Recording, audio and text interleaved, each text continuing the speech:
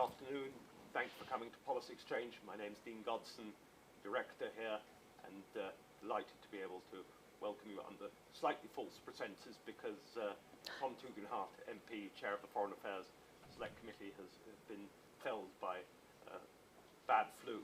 And despite the fact that I urged him, like in the Royal Navy, to work off a cold, he is abed today and cancelled his public duties. But we're always blessed at Policy Exchange to be able to have our Chairman of Trustees on hand, Alexander Downer, who was, of course, Australia's longest-serving Foreign Minister and then High Commissioner in London, and always a distinguished voice in these matters, to welcome our very good friend Mary Kissel, previously a Senior Advisor to then Secretary of State Michael R. Pompeo, for that distinguished journalist on the Wall Street Journal editorial board, where she made many contributions, and now working in the private sector for Stephens, a private investment bank, and we're always happy to have her here. She and Alexander are going to have an in-conversation about futures of Republican national security and foreign policy, and how it intersects with the debate with the current administration, particularly timely moment in the light of the perhaps unexpected Republican victory in the Virginia governor's race, and still to be determined, I think, whether the Republicans have captured New Jersey. But anyhow, American politics once again up our agenda, and the terms of trade in those will, I'm sure, form part of the discussion between both of them today. They're going to have an in-conversation, then we're going to throw it open to the floor, both in person, online. Welcome back to our in-person audience. We hope we'll be seeing much more of you here in the weeks and months to come. Alexander, Mary, thank you. Really, thank you for coming over here and showing us your person again and your wisdom and insights. Thank you. Thank you, Dean. Well, thanks very much, Dean, and Mary, welcome to Policy Exchange. Just, Dean, on the logistics, that screen which will have the questioners on it is too far away for me to read. So if somebody could sort that out, that would be appreciated, but they don't need to do it right away. Mary, Dean was just saying in his introduction, so I thought we might just start with American politics, qua politics. Sure. And then we'll move on to foreign policy and strategic policy. But first of all, there have been these gubernatorial elections, there have been mayoral elections and so on as well. And as Dean said, the maybe surprise was the Republican win in Virginia. And after all, that includes a lot of suburbs around Washington, D.C., where you would imagine civil servants work, and they would be pretty liberal. So that would be the norm.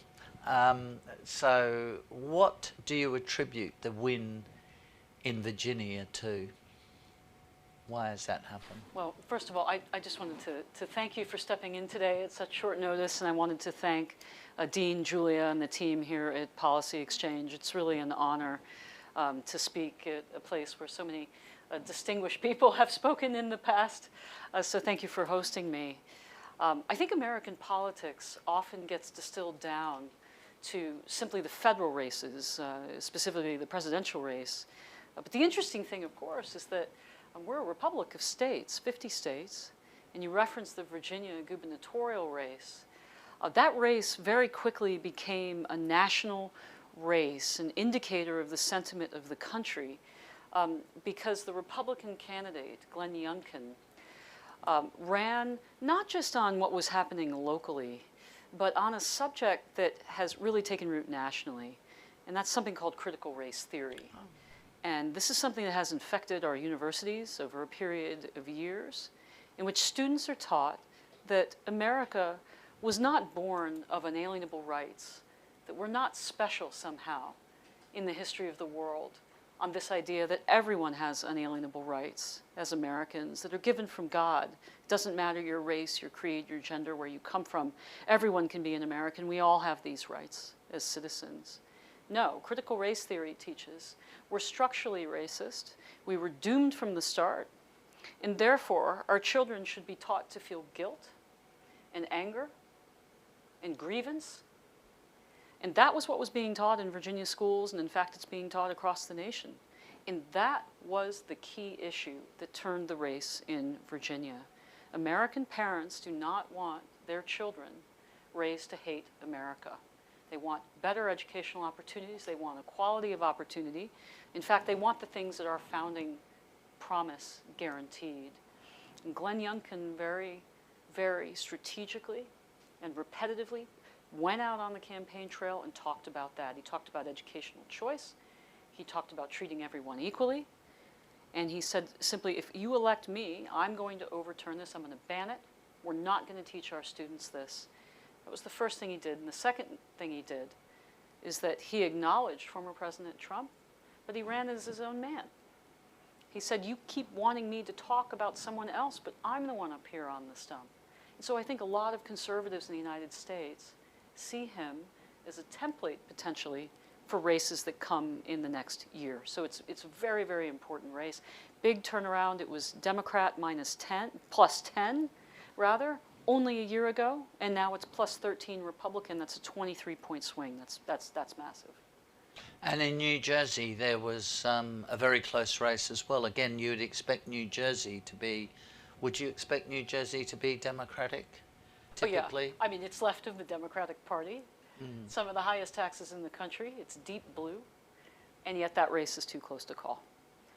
So that's actually, in some respects, even a more remarkable situation than in Virginia. There was very little attention paid to New Jersey, but voters there are clearly dissatisfied. So the mood of the country, and countries' moods move quite quickly. The mood of the country is one affected by this notion of critical race theory, and that is proving to be something that is promoted by the Democrats, promoted by the federal administration, by the Biden administration as well. Yes, it is. And they're also anti-educational choice. They don't like things like public charter schools. And so education, I think, is going to be a key theme in the races to come. But there's another twist here, which is the debate that's going on within the Republican Party itself. You have kind of traditional economic conservatives, like the editorial page I used to work on, right? They care about low taxes, a light touch regulatory state, et cetera. And then you have social and cultural conservatives, which President Trump really strongly appealed to. He was actually no fiscal conservative. He spent quite a lot of money. Yeah. And so I think what the country is sort of waiting for is, okay, can these two parts of the party be bridged? And I think another reason why the Virginia race is interesting is because it does seem to bridge both of those camps. And that's a very, very important development at a time when the Democratic Party is also very, very divided. A lot of American politics is also about issues which are much less to the forefront here in this country, and in my own country you don't hear about these issues very much. Issues like, pro-choice, pro-life and so on. And are they issues that divide the Republican Party, or is the Republican Party comfortable with a conservative position on those issues? So in Texas, with a Republican governor, Greg Abbott, I think his name is, Texas has introduced controversial laws in relation to abortion, and which are going to the Supreme Court, I can see. It's actually less about abortion and more about the manner in which the punishments were set up. So I would commend, there was a great actually editorial about that. But what do Americans vote on? You have to talk about the economic situation in the United States and also the situation that we face abroad, because at the end of January, the Biden administration inherited what really was the strongest economy that we had had in 50 years, the lowest unemployment, tame inflation, low energy prices, and a relatively peaceful and stable external environment. And in that very short span of time, we now have inflation at 30-year highs. We have things like meat prices between 10 and 15% up. Energy prices show no sign of decline. If anything, the direction is up. And Americans feel this. I mean, you go into a local store and you see empty shelves because of our supply chain crisis. If you go down the street where I live, there's a row of restaurants. Every single restaurant has a sign outside that says "Help Wanted," because we simply cannot find the workers to fill the jobs. So there's a crisis brewing in the United States on our domestic economy. And abroad, I did a piece for The Spectator, this actually just yesterday, on the fact that we went from a place of strength and American deterrence to a posture of appeasement and retreat. And the bad guys all over the world are seeing this. And it is a direct line from that American stance to the chaos that we see in the Middle East and the predations of China and others. And so that, I think, it may not have directly informed the Virginia race, but certainly it's on voters' minds, and people are talking about it back home. We'll come back to that in a second. Just to drill in on the economy a bit more, the inflation, the shortages. Is this partly I mean, there are some of these problems in other countries, including this country as well. But is this partly a function of the huge increase there's been in government expenditure, and with the Fed in effect printing money, buying bonds? You work for a bank. I do. An investment bank.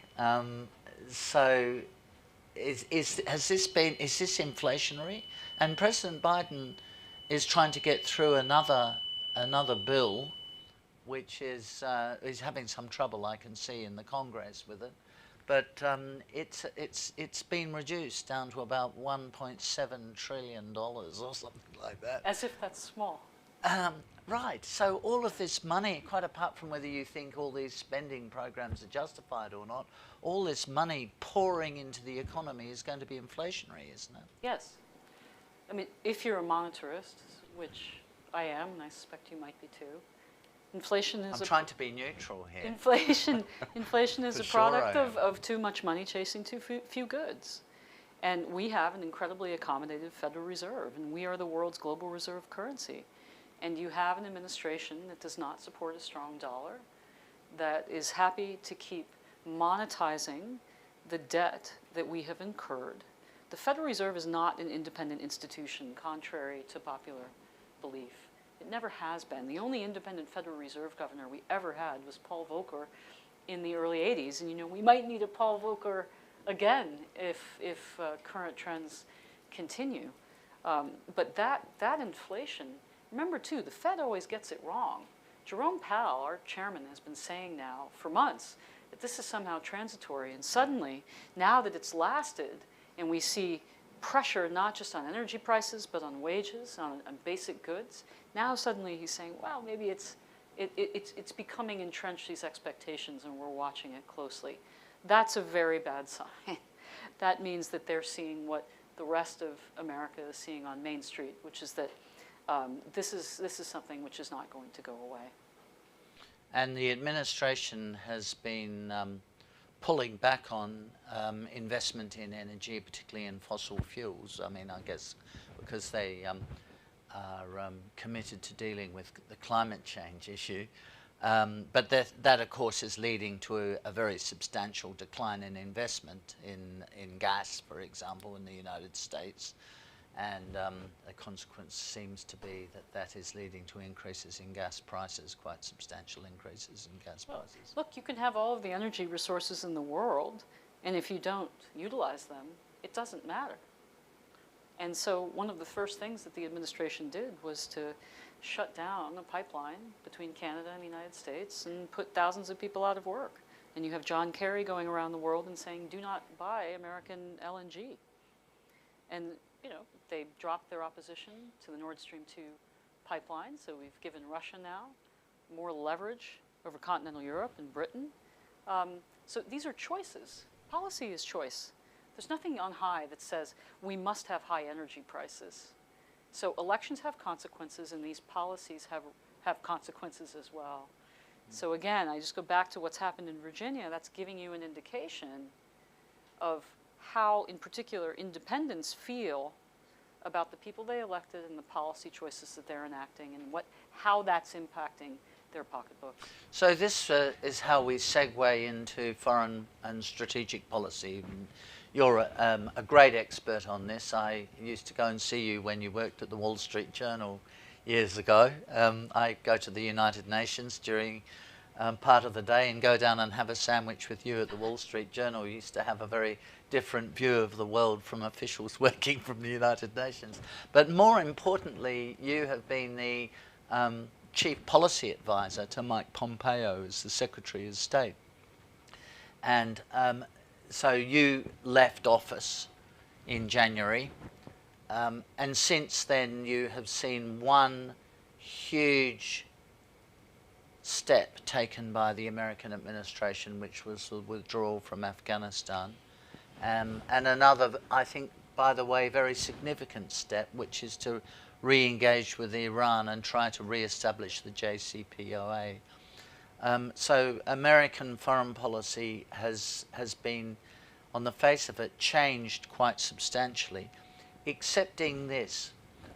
There is a bit of a view here in the UK, and you'd find this in Australia and elsewhere, that America has become more isolationist than it was. That America is withdrawing from its role as the global policeman, that there isn't the hunger to maintain that role amongst the American public, who are increasingly thinking, well, you know, it costs us a lot in terms of blood and treasure to do that job. We're a bit sick of it, never-ending wars and so on. Let's get out of all of this. Is that a fair reflection of the domestic mood? Well, there are many parts of what you just said, and I'll try to address them in turn. I think one of the greatest mistaken impressions, particularly of foreign observers, of the Trump administration is that it was an isolationist administration. Actually, no, it wasn't. In fact, I'll give you a few specific examples. We spent an awful lot of time looking at multilateral organizations and saying, are they fit for purpose? Do they serve the interests of the nation states that created them? Are they effective? Are they hewing to their mission? And if they're not, can we fix them? And if we can't fix them, then we need to get out of them, and we need to figure out a better way forward. And so the exit from the Paris Climate Accord was because we looked at it and said it's a money transfer from developed nations to developing nations. It doesn't actually clean up the environment, and we really want to do that. If you look at, for instance, the UN Human Rights Council, it's a forum for dictators. We could not reform it.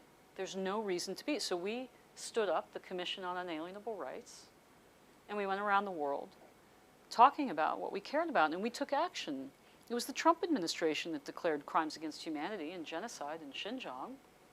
We were the first, and now many countries have followed us. We were the ones that revivified the Quad, an organization that you know very, very well, of Australia, India, Japan, and the United States, and now that's been expanded.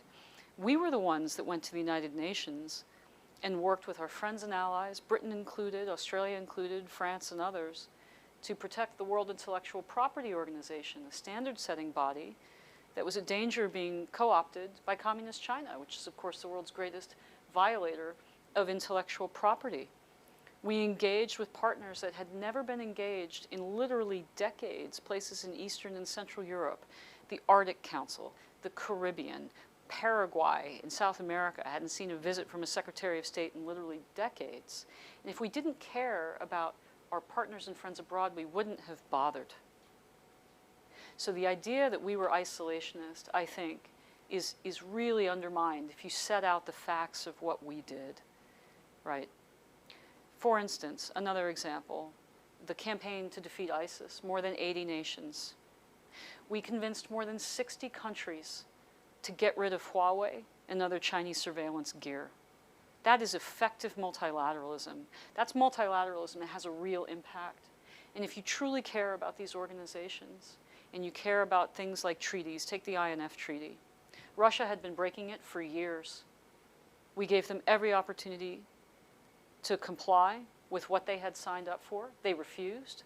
We had unanimous NATO support to get out of that. It got very little coverage because it didn't fit the narrative that Trump was an isolationist. So that's the first response to you. In terms of Iran, we could not convince our friends in Britain, France, and Germany to look at Iran's behavior as the world's largest state sponsor of terrorism and to look at their non-compliance with the JCPOA and to say to them, We've appeased them for decades. You've tried to get them to the table. We've tried, and we've failed. We have to look at that record. And by the way, what do you get out of supporting the world's largest state sponsor of terrorism? You get more unrest in places like Yemen, in places like Lebanon. They are as far afield as South and Central America. They threaten you more than they threaten us with their ballistic missiles. And yet Britain refused, even after Brexit, to look honestly, is this really in the interests of the British people to support a regime like that? And I think that was one of our greatest disappointments, that we couldn't stimulate a real debate in number 10 about what Britain gets out of backing what is a revolutionary jihadist regime. I never understood the thinking there. But the one place where we did cooperate and where I think the world has woken up is the threat of communist China, and I think that was one of our greatest achievements.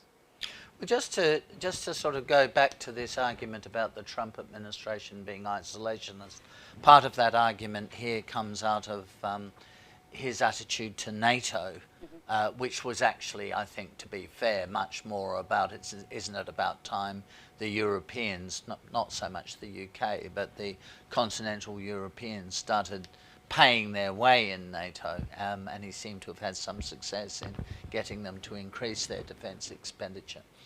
But anyway, there was part of this narrative about him being isolationist, and it grew out of that.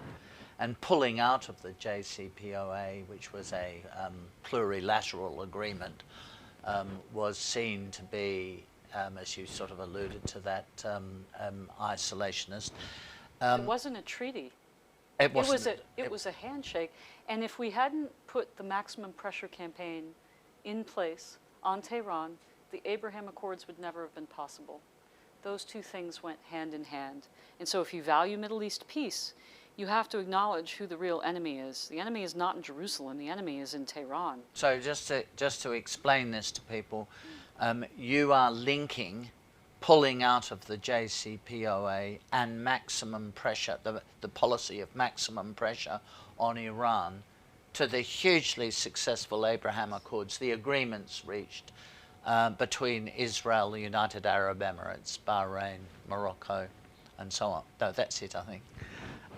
But you're linking these events together. Just explain how that link works. Yeah, the nations of the Middle East would not have had the confidence to take steps that we've wanted under Democrat and Republican administrations for decades. They wouldn't have had the confidence to do that if they didn't know that we were on their side and that we wanted it too, and that we understood who the real threats to peace and stability in the Middle East were. And so absolutely, absolutely it's linked. In fact, Secretary Pompeo has linked them several times. And again, this is where you see a reversal. You know, we have appeasement of Iran again, and we have no progress on the Abraham Accords. I hope that doesn't remain the case. I hope I'm wrong. I hope you can have one without the other. But today, it's not the case. So the Biden administration has said it wants to revive the JCPOA, although it's having no success in doing so, is the impression I get. Because it's not up to them. No, Ultimately, it's not up right? to them. I mean, if you have two sides, Yeah. you have to have the other side come to the table. Yeah. And Well, the Iranians have said that the condition of the negotiations is that the Americans initially lift their sanctions. A precondition of negotiations is the Americans lift at least some of their economic sanctions. Well, the Biden administration hasn't done that yet. even Democrats in Congress would have a hard time swallowing that. Yeah, so that's not, so we can assume that's not going to happen, and therefore the JCPOA is not going to be revived. Iran is a difficult problem. I don't want to imply that it's simple, it's a simple thing to solve. It's not. China is not a simple problem to solve. I think also when we talk about foreign policy, it gets somehow diluted down to good guys, bad guys, black and white decisions, and it's not always the case, as you know very well. But I think you can look at history and say we had 8 years of appeasement. Actually, we also had the Europeans prior to the Obama years trying to get Iran to the table, and it didn't work. We can observe the consequences of that. You contrast that with what happened under the Trump administration, and we deprived them of the oil revenue and the monies to fund their proxy wars. Yeah. And that had a clear consequence that was good for peace and stability, because the only thing that authoritarian regimes understand is strength and consistency of message. They understand power, that's it. They don't understand nuance, and they certainly will never come to you with a good deal if you're appeasing them. They'll take you to the cleaners. And I think President Trump and I think Secretary of State Mike Pompeo just innately understood that. And that's why they were successful, because they understood these very simple truths.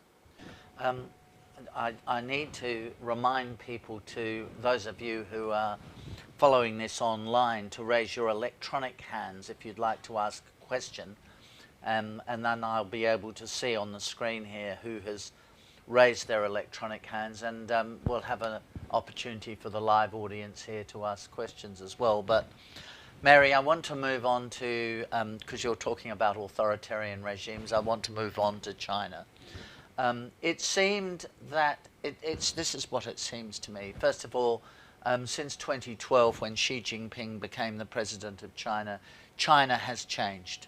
Its approach to international relations is harsher, more, dare I use the word undiplomatically, more arrogant, more assertive.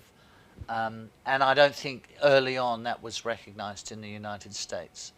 But my sense was that the Trump administration, when it was initially very tough on China, elicited quite a lot of criticism in the United States and in the West more generally. But perhaps now, with hindsight, people are beginning to see that that made some sense, that a more aggressive approach to China.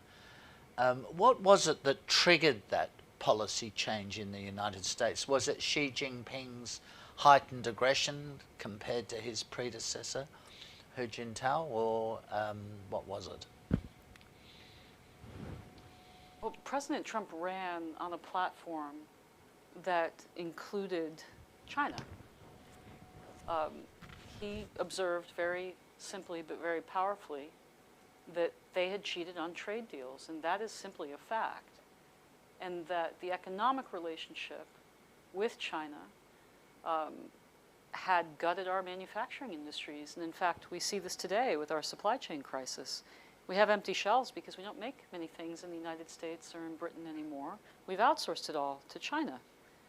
Now, there were good reasons for that. We, I think, as Western powers and democracies, were very optimistic. And we gave China every opportunity to be welcomed into the global trading system, to adhere to the agreements to which they signed up, whether it was on intellectual property or human rights or a whole gamut of things. And so President Trump had a mandate when he entered the White House to hold China to account and to try to change their behavior. And that was important because for 40 years, Republican and Democrat administrations had always given Beijing a pass, no matter their behavior. I mean, recall back to George Bush Sr. after the Tiananmen Square massacre. What did he do? He sent Brent Scowcroft in a couple of months later for a champagne toast with the guys who had ordered the killings. With Li Peng. That's right. And so, you know, it was I think, an extraordinary period. I wouldn't assign any blame. I think those presidents did what they felt was right at the time. But I think what President Trump did that was important is he kind of pulled back the mask and he said, look, you have to look at the reality of this relationship. And it's not just in the economic sphere that they cheat and they do things that are detrimental to the interests of the free world. They've launched massive influence campaigns within our countries. They have co-opted large portions of our corporate sector, of Silicon Valley, of Hollywood. They are inside the gates. And this is something that is far more complex than the situation that we faced with the Soviet Union. And we have to talk about it. So one of the things that I advised the Secretary to do is simply to put out as many facts as we could. So take, for instance, Hong Kong. When we had the protests there erupt, I knew that that was going to happen months in advance. The minute that they imposed that Fugitive Ordinance Act, I knew there would be protests in the streets at some point. So I brought in some of the democracy leaders to meet the secretary. I brought Jimmy Lai in, who, by the way, is someone we should talk about all the time. I think he should have won a Nobel Peace Prize. He's still in jail for his peaceful advocacy for democracy. And when that happened, we knew that we had very limited options. Hong Kong is Chinese territory now. But what we could do is to use it to say, look, what we launched was something I called kind of internally the Broken Promises campaign. Actually, it's empty promises. We called it ultimately empty promises because they never meant to live up to the promises that they made to the Hong Kong people, just like they didn't live up to their promises to the WTO, to the World Intellectual Property Organization, to every human rights document that they've ever signed. And so what we realized is that we could take this event and we could educate people about a pattern of behavior. And the more we did that, and the more we talked about the influence campaigns internally in the nations of the West, the more bipartisan agreement was formed on Capitol Hill. And there is true bipartisan agreement. The Biden administration has gone a little softer on China. There's no doubt about that. But not on Capitol Hill and not with the American people. They understand, they see the reality, and they want policy based on reality, not on a false hope. I mean, it does seem to me that China has taken a huge soft power hit over the last couple of years, quite apart from anything else. That's partly because of the COVID issue and their refusal to allow a proper international investigation into the causes of COVID. And Mike Pompeo, I think, was pretty outspoken almost up until the day he had to leave office on the Wuhan lab theory. He seemed to be perhaps not convinced but suspicious that the COVID virus had actually leaked, I mean accidentally, I'm sure not deliberately, but leaked out of the Wuhan lab. I think this week China's taking another hit because all these countries have gone along bearing through gritted teeth in some cases and bearing a lot of pain to sign up to the zero emissions by 2050 narrative. I don't know how many of them will actually achieve that, but I might not be around to find out, I suspect. I'd like to be, but I'm not sure I will be. But China is saying you need to do much more, particularly the developed countries, to address the issue of climate change, but by the way, we're not going to do it. So you should in effect subsidize us. You should carry the burden that we, as the world's largest CO2 emitter, are meant to be carrying. I mean, it seems to me this is a very bad political position for China. It's very bad diplomacy to end up in these places where it has two different issues, but of course two very contemporary issues. Yeah, but remember, when the Paris Accord was signed, China was exhibiting the same behavior and nobody cared. Nobody cared. No, and that's now, true. Now in Glasgow, they're talking about it. And I think that's a great achievement. That's the first step. You first have to admit that you have a problem. And so that's terrific. That's a terrific advance. Of course, now you have to do more. And we also have to ask, who do we really care about? Do you really care about the Chinese people who are living with polluted air and terrible water? Is that what this is all about in Glasgow? Do you really care about them? Because if you did, then you would focus on the outcome for them living in that developing country in places like India, but we don't. Now, to the Wuhan lab, fun fact, I was working with Peter Navarro. He had asked me to co-chair the inquiry into the origins of the virus, so I know a lot about that. And the vast weight of the evidence that we have that is available to us today points to the lab. The only quote-unquote evidence that points to the wet market is CCP propaganda. That's it. That's the only evidence, so-called evidence.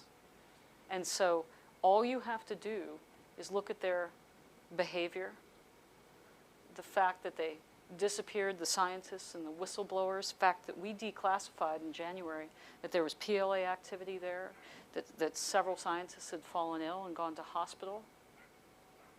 We put together... Documents went missing. Correct. We put together, and that they pulled certain kinds of information off of scientific databases. And they also, by the way, refused American help. We immediately called. When it was evident to us that this was a serious thing in January, we immediately called and offered our help, and they refused. Something else which has gotten very little attention. And why does this matter? It matters because if we don't get to the origins of this virus, this is going to happen again. Remember when SARS broke out in 2004, the Bush administration spent the next 2 years strengthening the World Health Organization's regulations, and they strengthened it specifically to empower the WHO to call out the emergence of a coronavirus from mainland China, because we knew as far back as then that if the world was going to have a serious global pandemic, it was going to come from mainland China, and it was going to be a coronavirus. And so now we have Tedros reelected for another term unopposed. Again, is it isolationist of the United States not to manage to put up a credible candidate of the WTO? I would argue that's far more isolationist than what we did in the prior administration, which was to call attention to this, to try to rally allies, and to try to fix that institution. You have to ask now, is it even fixable? And what are we going to do if we can't figure out the origins of this virus? Should the world accept the threat of something that has already killed 5 million people and tanked our global economy? It's remarkable that we don't talk more about it. Yeah, it is remarkable. I think that's right. I'm going to go to the questions in a second, but I just want to touch, before I do, touch on American efforts to balance Chinese power in the Indo-Pacific. I think the Trump administration, didn't invent the Quad. I know all about the origins of the Quad. It started with a trilateral security dialogue that Rich Armitage and I set up, actually, with Taro Aso, who was then the foreign minister of Japan. But the Trump administration pushed the Quad and built the Quad into a more substantial arrangement. Biden administration has continued with that and have made this AUKUS agreement, Australia, UK, US agreement, which is about technology, including nuclear-powered submarines for Australia. But all of this points to the fact that the United States is serious about balancing Chinese power in the Indo-Pacific, and in that sense there's a continuity in policy. And since we didn't talk about Afghanistan, but since the way the withdrawal from Afghanistan happened horrified a lot of friends of America, I personally was very upset about it. And Tom Tugendhat, who I'm sitting in for today, he made a very impassioned and moving speech in the Parliament about it. So I would like to mention that. And it did send a message that America had had enough, as mentioned this already, had had enough of dealing with these problems of the world. However, what the administration has been doing in the Indo-Pacific is more encouraging and showing a bit of a will to remain heavily engaged in dealing with the China problem. But it's not just us. I think you see the nations of Asia alarmed and willing to come to the table in a way that they weren't before, because they see the aggressiveness from General Secretary Xi Jinping. And so that has enabled us to expand in ways that I think we've wanted for a long time, to have cooperations with nations even like Vietnam and India that just weren't even feasible several years ago. And that's a great development, and it's important because it signals deterrence. You have to maintain American deterrence in the world. That's at risk if we start to appease places like Iran, and if the softening in the rhetoric and the action on China continues, regardless of the Quad, which is great, AUKUS is great, but remember that one word, it's very, very important. That's what we worked to build in the Trump years, and that's what I'm watching in the Biden years. Are they going to maintain the deterrence that we built? Because it's hard to build it, but it's very easy to destroy it. Yes, the use of the word deterrence is not that common nowadays. It's used in the context of nuclear weapons, but in terms of broader security policy. So you're really emphasising the use of the word deterrence.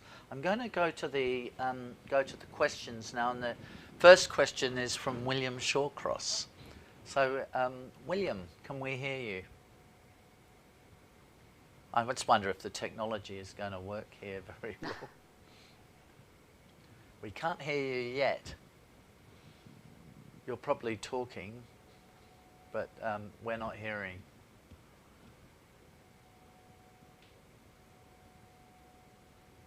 How are our technology people? We can go to the second, if we can't get on to William. We can? Okay. Hans Gottinger, who is from Munich, the director Stratec in Munich. Hans, go ahead. I think our technology is maybe we've been flamed hacked. out. We've been hacked. I don't think it's anything is. Sorry. Oh. Yes, is that Hans? I have been hearing you, but I gave a comment and it's in writing. Okay, so I have no further question. Thank you. Okay. Okay. I've not seen the written question. Oh, okay. All right. Would you like to just read it out? Just a minute. I have it, I said on China, I gave a quote, never ever trust the communists, from Martin Lee of Hong Kong. Yeah. And I believe the US administration right from the beginning were naive on China, and even believed like Milton Friedman did in the beginning, that with economic growth, trade, and increasing prosperity, China will change toward a Western-type democratic model. Exactly that didn't happen. Mary. Thank you. Well, yeah, Hans is spot on. I think, Hans, and it's nice to meet you. I've seen you on Twitter. I think what's interesting is that we never took their form of communism seriously, because communists should look like the Soviets, not like the Chinese somehow. We didn't recognize it. We didn't listen to what they told their own people. And I think they talk an awful lot about things like struggle against the West. It's language that we, those of us of a certain age, are very familiar with. And we have to listen to what they say to themselves more than what we want to hear. And I'm glad that the world has woken up. But Hans, thank you for your comment. Is William Shawcross there? Can we try him again? No, I've given up with him, I can see. So Nathan Eckersley at Manchester University. Nathan. Hello, hi, can you hear me? Yes, we can, yeah. Brilliant, thank you very much. It's been a very interesting discussion, so thank you. I'd like to ask about the Abraham Accords, and this has been one of the biggest foreign policy successes of the Trump administration, and the Biden administration has been looking to expand on the agreements through certain press releases and statements from the new Secretary of State. Where do you see the Abraham Accords going in the context of US-Israeli relations, and also in potentially even making some headway in the Israeli-Palestinian conflict? Thank you. Thank you for the question. I hope that the Biden administration exceeds in expanding the accords. I should say that from the outset. So I'm cheering them on. And of course, Jake Sullivan, the National Security Advisor, recently met with MBS in Saudi Arabia and has talked to him about getting Saudi Arabia into the accords. That was something that we had wanted to do, but we knew would only probably happen under a Democratic administration. Why? Because it was just a huge step for MBS. And I think he felt like if you had another administration take office and change tack dramatically, that he wouldn't have the cover to do it. And again, I'm linking that back to the view of Iran. And what was one of the first things the Biden people did? They said, we're pulling our support for you to fight against the Iran-backed proxies in Yemen. And so I think some of his fears were realized, and I would argue that's probably why Saudi Arabia didn't join immediately. And I think it's why Jake Sullivan is going, and he's talking to his Saudi counterparts and trying to convince them, no, it's okay. We are your friends. Please come into these accords while we try to appease Iran. It's kind of a hard argument to make. I think the other thing that was not a good argument is when the administration took office, the State Department spokeswoman wouldn't even say the term Abraham Accords. Yes. He was asked about it over and over and over again. Well, if you can't call something what it is, then how can you hope to sell it? So they've changed that. They've come around. They've talked about it.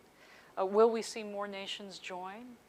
I think as the benefits of the accord become evident, as you see more trade between these nations, and as it becomes more and more apparent that Israel is not the enemy, that there is momentum there, the question is, will these nations trust the Biden administration enough to sign up on their watch? It doesn't help when you have Washington and the White House saying, we're going to open up a consulate in Jerusalem again, even though now we have an embassy there.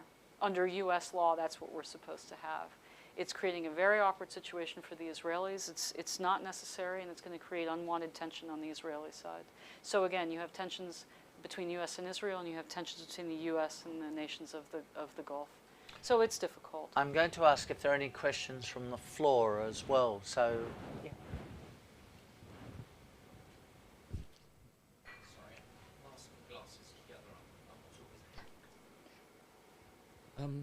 Jeremy Thomas, Interested It's Spectator. not a If happy I may combination. perhaps take you back to Iran Please. and your description of policy differences between the United States and its European allies over policy toward Iran.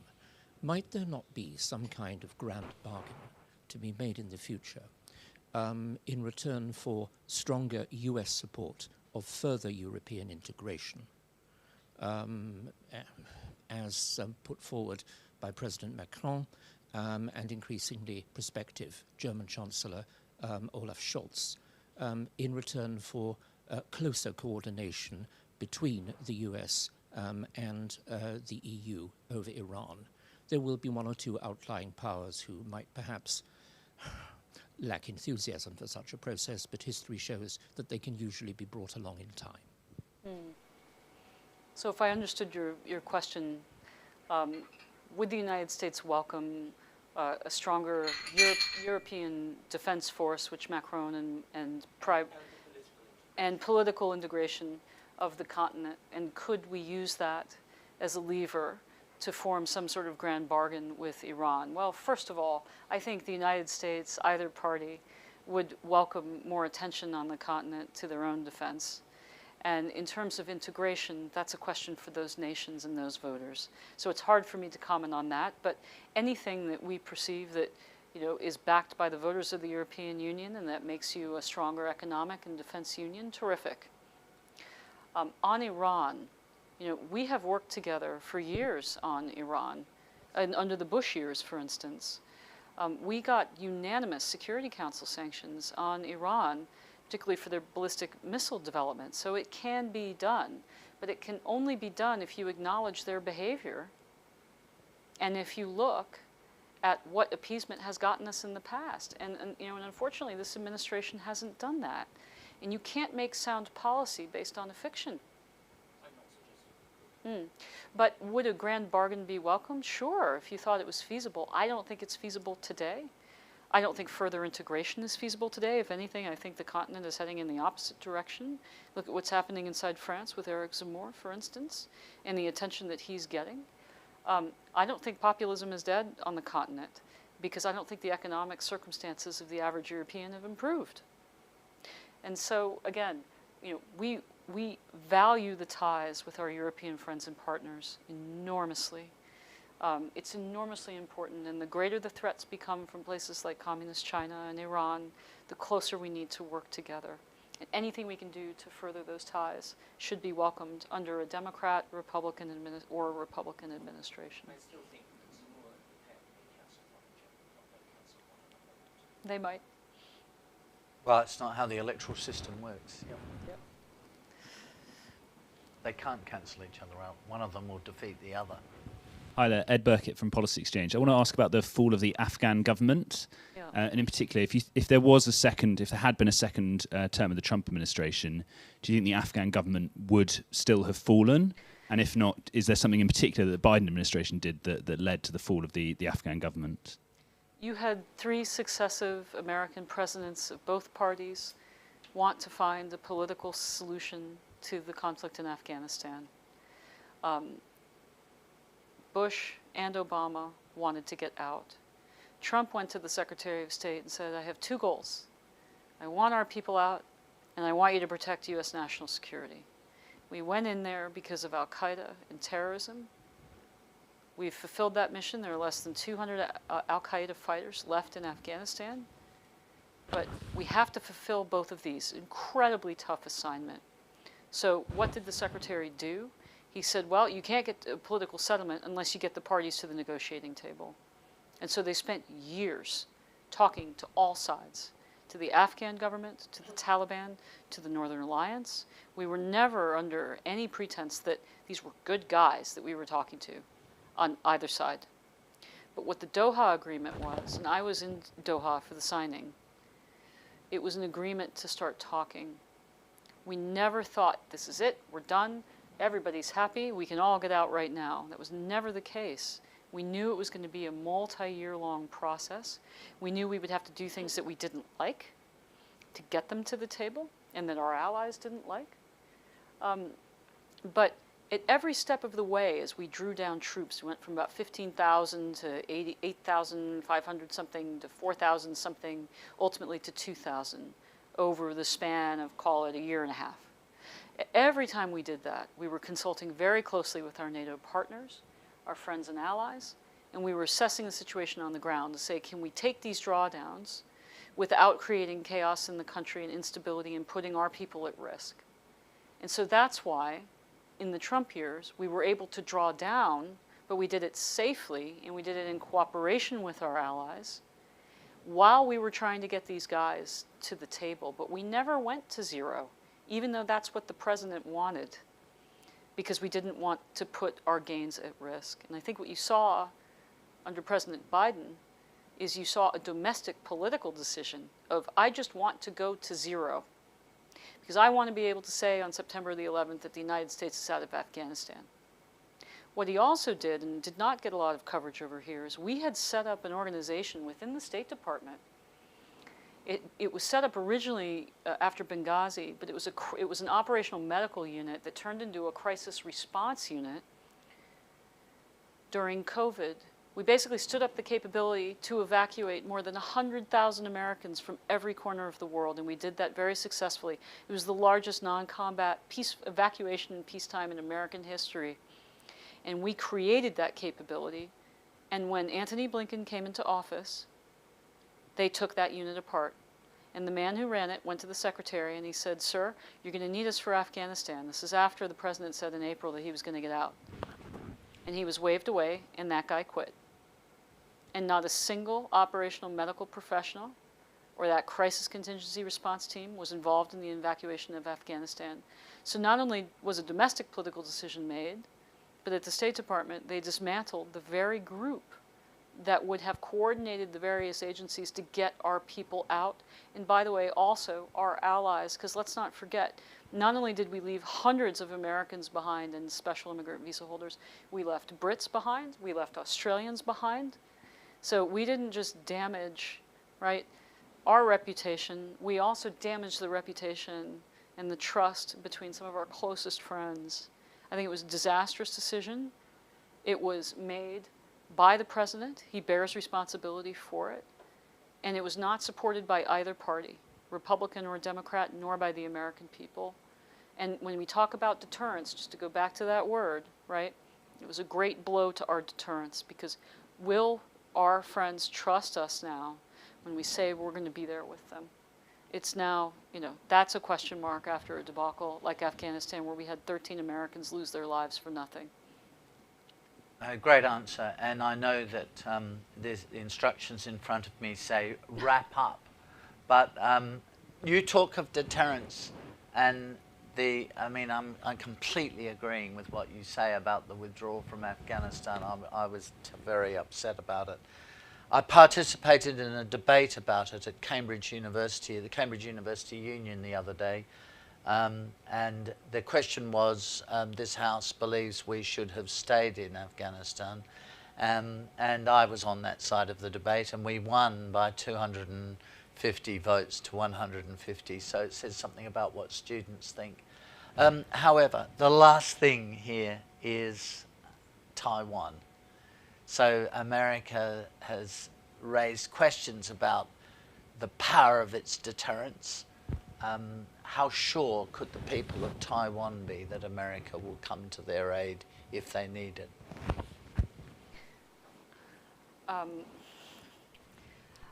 Again, it's not just about what America will do. Taiwan has the capability to harden its defenses as well, and we sold them a lot of weapons to do that. The nations of Asia that would be immediately impacted, like for instance Japan, have changed their rhetoric on Taiwan quite dramatically. Yeah. That has nothing to do with the United States, that has everything to do with the actions of communist China. When you look at the trajectory of what that communist regime in Beijing has done, they've gone from harassing our ships and airplanes to building in international waterways to surrounding the sovereign territory of our friends like the Philippines and encroaching on sovereign territory of Vietnam. There have been incursions almost every single day into the Senkaku Islands, which gets no attention whatsoever. They bludgeoned to death scores of Indian soldiers and threw them off a cliff, right? This is the trajectory of the behavior. So, what will happen with Taiwan, I don't know. Is there the American will in this administration? I certainly hope so. Because if there isn't, if we don't protect that first island chain, then you have a situation that I think would be unprecedented. And you have the potential for some very serious conflict between the free nations of the world, our friends in the region, and communist China. And I really hope we don't get there. Mary, it's been incredibly interesting to hear what you've had to say, and you have behind you a very distinguished career, and let's be honest, ahead of you a pretty distinguished career as well, I suspect. We'll see how that pans out. And in the meantime, you're doing a lot of work with this investment bank, Stephen Bank. And it's a great American family. A great American family from Little Rock, Arkansas, I gather. But I really want to thank you for a great contribution to public debate on these issues, and for sharing your wisdom with us. Thank you very much. Thank you for having me. It's been a real privilege. Thank you.